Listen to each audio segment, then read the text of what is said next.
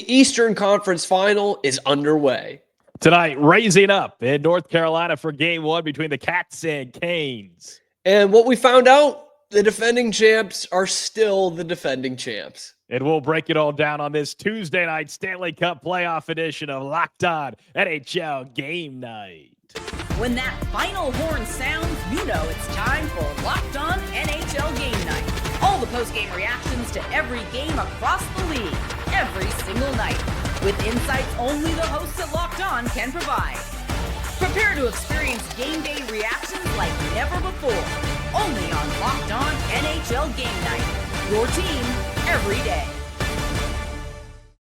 Hello there, hockey fans, and welcome to another episode of Locked On NHL Game Night. I'm Cam Stewart, a bitter and slightly confused Bruins fan living on the third coast.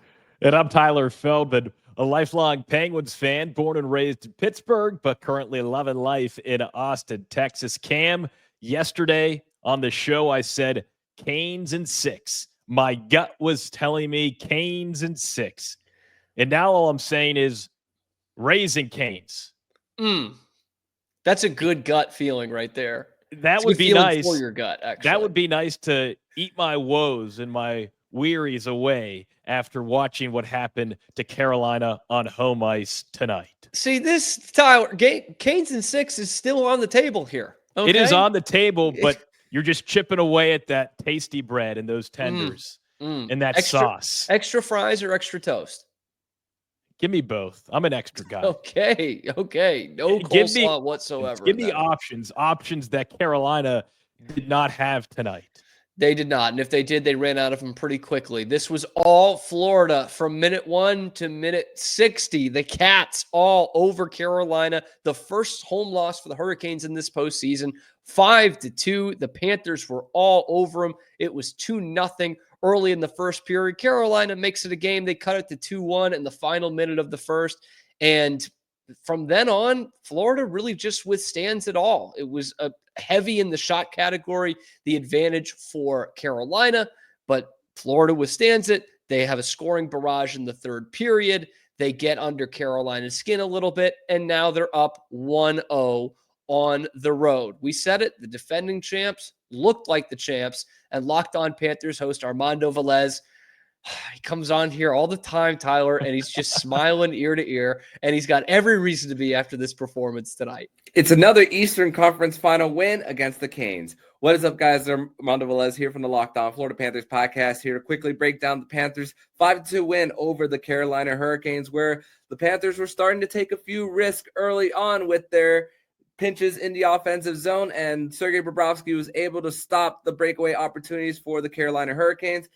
But the Carolina Hurricanes came into this series with the best PK percentage and the least rush chances against through 2 rounds, and the Panthers exposed them in both of those areas.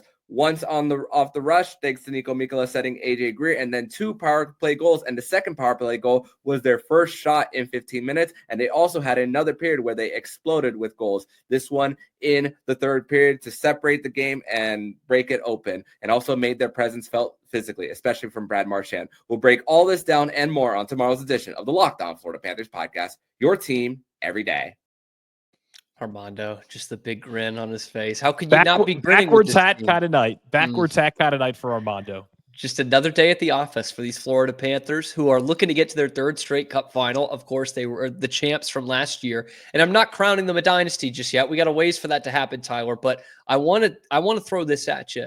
No matter what sport you're watching, like the truly great teams, the ones that win multiple championships, there is something within this Panthers team that all those teams have in common.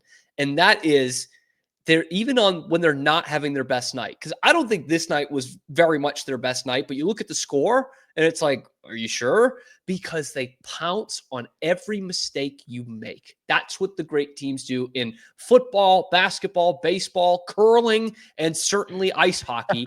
They pounce on every mistake. And that's what the Panthers did in this game. Well, they're Panthers, so they know how to pounce. I'll say that. I think the easiest example of this, and I hate to pick on him because he was making his NHL Stanley Cup playoff debut. Scott Morrow in for Jalen Chatfield. Third period, it's still a 3-1 hockey game. Panthers go on the power play, though, when Morrow flips the puck in his own zone out of play. A brutal penalty. Sam Bennett then scores his 7th goal of these playoffs 6 minutes into that third period. That makes it 4-1 Florida, and at that point, game over. So that's a clear example of what I'm talking about with, and what you're talking about with Florida pouncing on Carolina's mistakes. Carolina, we have to talk about this, Cam. It is now 13 consecutive losses in the Eastern Conference Final. The last time they won a game in the Eastern Conference Final, you'd have to go all the way back to June 1st of 2006 in a Game 7 win over Buffalo. And guess who scored the game-winning goal in that Game 7? Was he also on the Canes bench tonight? He was. Behind it. He was behind it, Rod Brindamore. So it's got to be frustrating. And we both talked about this on yesterday's preview show. The Canes seem to be putting themselves in the position to win hockey games at this stage of the playoffs, but to lose 13 straight. That is brutal, especially when you came into this one undefeated on your home ice in these playoffs. You finished the regular season tied for the most wins on your home ice with 31. The LA Kings also had 31 home wins during this regular season.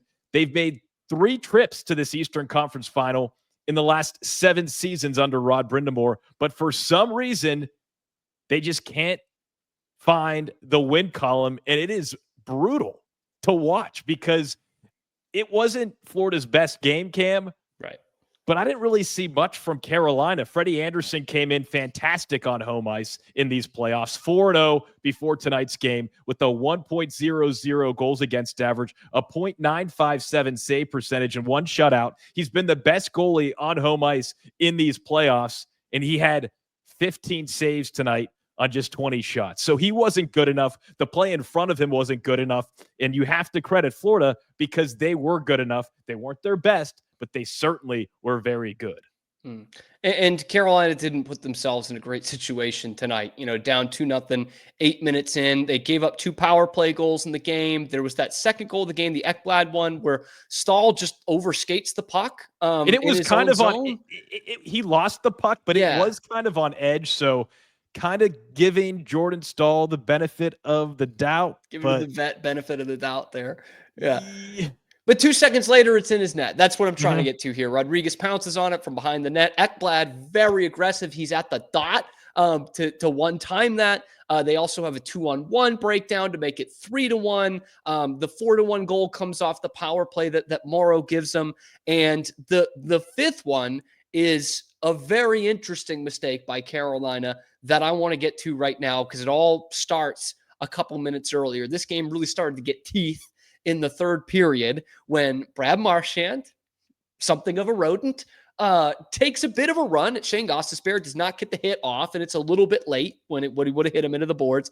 And Gostisbehere gets the puck and pretty obviously on the replay looks down Marchand and fires it at him. All heck breaks loose. Marchand's about to go up way high with his stick on Gostisbehere before Gostisbehere breaks it up. They get into a little bit of a tussle. Marchand gets the 10-minute misconduct, 4-minute penalty. Gostisbehere gets the 2. What did you make of that? Because that's going to be the headline after what was kind of a snoozer of a game, a 5-2 victory for the Cats. I loved it, but that's because up until that point, the game didn't have a ton of juice. So I was waiting for a moment where Carolina was like, we're going to fight. Let's show some fight in our home barn. I found it funny when they showed the replay in slow-mo of Gostisbehere clearly trying to rocket a shot down the ice right in front of Marchand, and it clips Marchand, and you see Marchand's face. Very funny. You knew exactly what Brad Marchand was going to do next. And people forget. People like to rag on Brad Marchand if he's not on your team. But I remember that Players Tribune article that he wrote when he was with Boston, your Bruins, Cam. And he basically talked about when he was younger growing up, he was never the best player on his youth teams. So he was constantly trying to learn ways in which to stand out. He talked about how one of his coaches basically put on a board the percentage chance of everyone in the room reaching the highest level, the NHL, and it was a very small percentage. 0.001, yeah. So there was one time against a good team and one of the best players where he forced the best player into the penalty box late by being a little bit of a pest. Who would have thunk it? And then they scored. So he learned that he could get noticed and stand out if he found ways to interrogate a little bit, be annoying a little bit, be a rat a little bit. And so we see that here in the playoffs. And I think as he's gotten older, and we talked about this before the show, but him becoming an alternate captain and then a captain and then having to play the game slightly differently and not taking himself out of games the way maybe he used to when he was younger and didn't have a letter on his sweater. But that's just how he plays the game, and it works. It works within this Florida team. It was a great trade deadline acquisition for the Panthers. Picture perfect almost. It is working exactly how the defending champs wanted it to work. It's awesome to see from just an overall hockey perspective. You may not like him if you're Carolina in this series. You definitely won't. I can tell you that right now. Trust us. The way in which he plays the game, it works this time of year. Yeah, and there was shades of Daniel Alfredson in that 07 Cup final on that move from Gostisbehere. And I like that you mentioned that about, Marchand and specifically the last couple of years with that leadership role he had with the Bruins. He really cut the antics out, which I think we all agreed probably needed to happen, but he also lost a bit of that edge that the Bruins really could have used over the last few years. And when he comes into a place like Florida, where the leaders and the culture is already established, he's like, look, I can just go do what I do best. I don't need to worry about, bringing young guys under my wing. I don't need to worry about how I'm making the franchise look necessarily. I can go out there and be a pest and really be an irritator out there. And I'll tell you, he had a moment in this game or that he really got in Carolina's heads, and you saw how Brad Marchand affected the game directly. We're going to talk about that and look at things from the Carolina Hurricanes side coming up next on Locked On NHL Game Night. But first, looking for a snack that's both delicious and nutritious. Crack into a good source of protein with wonderful pistachios. Wonderful pistachios are one of the highest protein nuts. Each 1 ounce serving has 6 grams of protein, which gives you more than 10% of your daily value. Plus, they're packed with fiber and better for you unsaturated fats to help keep you feeling fuller longer. We know I talk about this every time I read this ad. I love the no shells variety because it's the perfect grab and go snack for busy days and for clean eaters. I'm a clean eater. Dump them in a cup and just swig that cup back and enjoy the beautiful taste at my desk on a road trip or just at the gym for that quick protein boost. They're always my go-to. And if you love cracking open every shell for that satisfying crunch that you don't get with the no-shell variety, well, then there's the in-shell option, which is a classic favorite as well. So get snacking and get cracking with the snack that packs a protein punch. Visit wonderfulpistachios.com to learn more. Back on Locked On NHL Game Night alongside Tyler Feldman. I'm Cam Stewart. We're going to hear from Zach Martin in a minute. And right after that, I do want to talk about this Marchand moment, but it is worth bringing up again. 13 straight conference finals losses for the Hurricanes. It's a heck of a thing to get there. It's a fun thing to get there. It is the clip at which they do, but you got to start winning games there, right? It is unfathomable to have lost 13 straight because at a certain point, there is something behind those losses. One here, one there, but 13 straight at this part of the postseason, you can't have it. You've got to win a game. For me, Cam, and we can get to Zach Martin here in a moment, but for me, game 2 at home in your barn, it is must win because I'll tell you this, coming into game 1 tonight, Jordan Martinook told the media this pregame, quote, "We just get juiced up in this barn," talking about the Lenovo Center. It starts in the parking lot at 5:30. People out there hooting and hollering, yelling at you as you drive in. It sets your mood, and you just ride that high the rest of the night. Well, didn't quite they happen weren't this able one. to ride that high tonight, and seemingly You take away the Eastern Conference Final, this Carolina team's fantastic in the playoffs. They outscored the Devils and Capitals 21-8 in those 5 previous home wins in these playoffs. But they hadn't played since Thursday, so maybe that rust played a part. Maybe it was a bit of the rust. We'll hear from Zach Martin from Locked On Canes on what the reason was for consecutive Eastern Conference Final loss, number 13 for Carolina. The Carolina Hurricanes lose to the Florida Panthers 5-2 on Tuesday night in Game 1 of the Eastern Conference Final. They have now lost 13 consecutive Eastern Conference Final games. The last time they won was back on June 1st in 2006, which led them into the Stanley Cup, but unfortunately drop another one. Also, first home loss of the playoffs, not really great, not really how you want to start this one out, not how you want to get your first loss at home in the playoffs.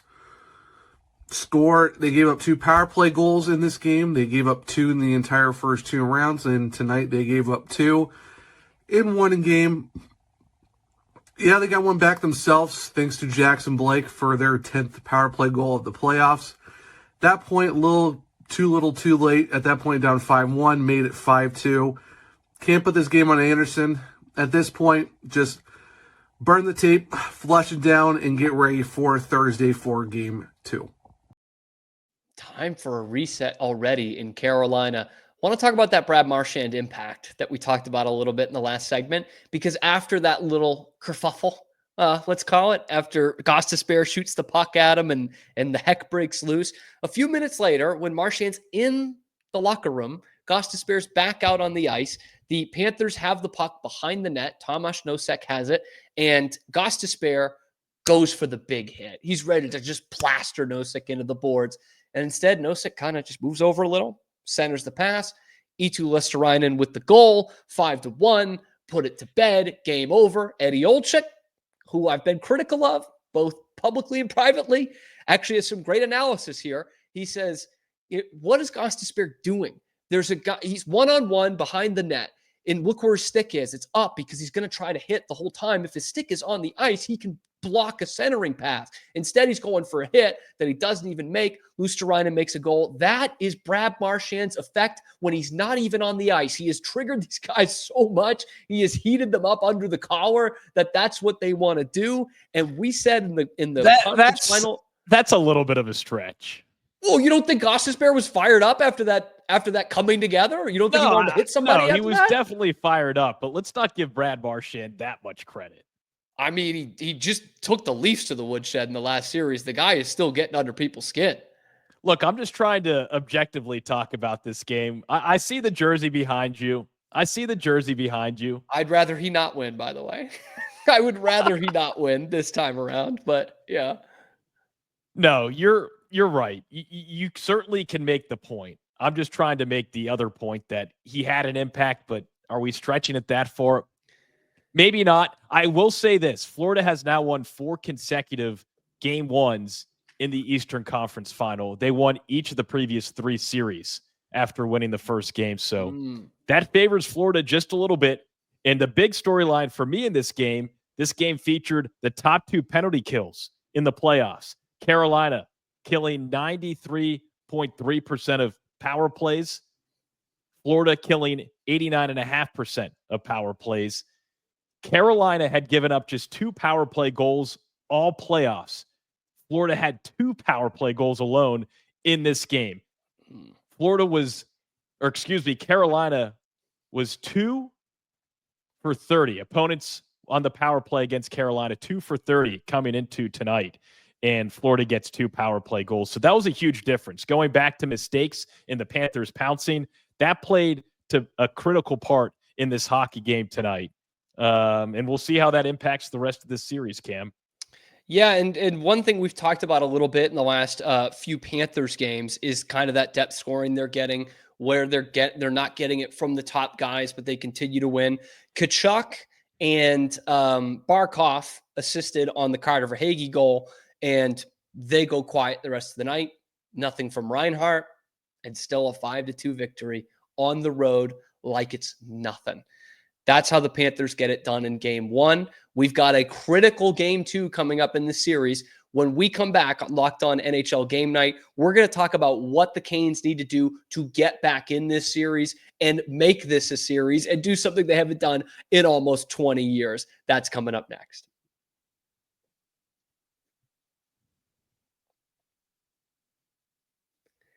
Okay, so the thing that really concerned me, Tyler, in that last goal that Florida scores, Gostisbehere goes for the hit. We talked about it in the conference finals preview show on Monday, where it felt like if anybody in this playoffs could do it, Carolina could throw Florida's game back at them. They're not as good as Florida. They're not, but they match up, it looked like on paper pretty well. They weren't going to get pushed around. Kind of felt like they got pushed around in this game. Am I reading that wrong? It felt like they were not the aggressor at any point. Great observation. Pre-game, Sebastian Aho said about that previous 0-12 in their last 12 Eastern Conference final games and now 0 for 13. He said those past experiences will only help us. Well, at what point will it help? Because the experience is there, but yeah, the clock's ticking. And Florida, we talked about this in the first segment. They weren't their best, but not their best is still pretty dang good.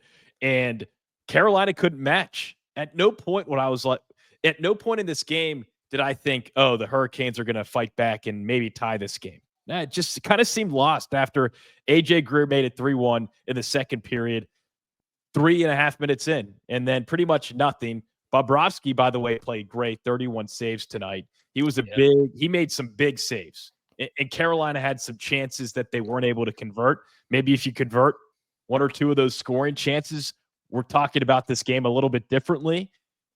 But, man, Florida's tough. I'm embarrassed that I had them losing to Tampa Bay. Me too. Bracket challenge. We'll learn next year. What was I thinking? By the time we learn, they'll be washed up, though. Like, but 2 or 3 years from now, when we start picking the Panthers to win some playoff series, they'll actually be washed up. And at a certain point, Rod Brindamore has to be thinking, what can I change in game 2 to change the outcome of a Carolina Hurricanes performance in the Eastern Conference Final? Because the energy was there inside the barn. That should never be a doubt in Raleigh, North Carolina at the Lenovo Center. But they didn't play nearly good enough. Getting to pucks, winning faceoffs, physicality. Like you said, you were harping on Marchand, and I don't want to bring it back up because you just love Brad Marchand. But yeah, he did get under the skin there in the third period. This third period, I was like, here we go. And that last goal where Jackson Blake scored to make it 5-2, and that was a power play goal. I was like, too little, too late. Yeah. Where was this the rest of the game? So let's have it out on the table right now then. What does Carolina need to do that they can actually improve on in game 2, make this a 1-1 series and what really feels like a must-win? I mean, going down 0-2, the way you've played on home ice in this postseason, that is a really tall order to go on the road after that. So was there anything that you said, you know what, Carolina usually does this, they didn't do it tonight, or something that they can bring to game 2 that's going to put them in the game because they were not in the game tonight? For starters, let's handle our emotions better. That's where I was going to go. This time of the year, handle the emotions better. Yeah. Be the adult. In a society where it's so easy to look like an adult, to have your age, say you're an adult, but to act like a child. We see it on social media, especially sports media, night in, night out. We've seen it here the last few days. A lot of childish play, letting your emotions get to you and feeling like you need to prove something or say something or do something to make it right. Sometimes you just got to stick to the status quo and do what you do best. Second thing I would say is puck control. Carolina, puck control has been their bread and butter. Not a sexy game, but controlling the puck, controlling the play, controlling the neutral zone. And they did not do a great job of that tonight. They were great in the faceoff circle. They were physical. They matched Florida's physicality to a certain point, but they allowed the emotions to get the best of them, and they did not control the puck as well as Florida controlled the puck. I mean, you look at that power play goal in the first period, Carter Verhaeghe, just a beautiful triangle power play, low along the goal line, near the circle, tic-tac-toe. You had Seth Jones keeping the puck inside the blue line, trade deadline acquisition. So Florida, all these pieces, and they're playing smart hockey. I think that first goal is a perfect representation of this win tonight for Florida because it represents clean play, organized play, and execution. We did not see enough execution from Carolina tonight, shooting pucks at the glove of Bobrovsky when he doesn't have a stick instead of shooting it on the ice. Little things that make a huge difference. And maybe Carolina can figure it out. Do not burn the tape. Watch the tape and figure out what you didn't do well and make changes and adjustments for Game 2 Thursday night. I do want to get to one more thing, and I wanted to save it till the end because it really didn't have any bearing on the outcome of the game. But that Sebastian Aho goal with 14 seconds left in the first period, the one that caroms off his skate and into the net. Should that have been a goal? Because I'm like really on the fence with that one. Definitely a kicking motion. Like it for sure is, right? Like, yeah. And I guess they say it's almost works like a deflection off a redirection off a stick. And I'm thinking like, obviously there's no direct comp for that then, but like, I don't know, man, if you're redirecting it and the stick's above the crossbar, you're still breaking the rule. If you're redirecting it with your skate, but it's still a kicking motion, like he's not trying to control that. That's a redirection with the skate. That shouldn't be a goal. I'd have to look back at precedent within the league, but I'd like you to sift through some of those, please. Give me some more time. I didn't have time tonight. I need a little bit more time to do some research. Yeah, that's an interesting question to pose because if you take that goal away and it doesn't count, what did Carolina really have to hang their heads on in this game? Yeah, that was the only thing keeping him in it for a while. Definitely a kicking motion, but maybe because he was moving and the puck his back is to the goaltender, so it's a little. I don't know how much that affects a call, but it's a little weird because you don't usually see it. Highly skilled play. Highly skilled play. Especially if you're playing soccer, man. Yeah, that was maybe one of the few mistakes we saw where Florida had a neutral zone turnover to lead to that goal. So one of the few times Carolina took advantage of a Panthers mistake. So Florida wasn't perfect, which gives me hope for Carolina. You just need to see a lot more execution and emotional maturity out of the Carolina Hurricanes in Game 2.